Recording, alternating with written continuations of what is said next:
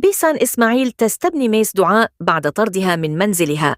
في خطوة أثارت جدلاً واسعاً على مواقع التواصل الاجتماعي، قررت اليوتيوبر الشهيرة بيسان إسماعيل استبناء المؤثرة المعروفة ميس دعاء، المعروفة أيضاً باسم هدى أوبلان.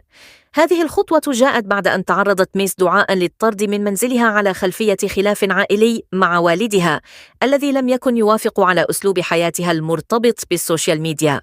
وفقاً للتقارير، والد ميس دعاء كان يعارض بشدة دخول ابنته في عالم الشهرة عبر الإنترنت، حيث يعتبر أن هذه الحياة لا تتناسب مع قيم العائلة.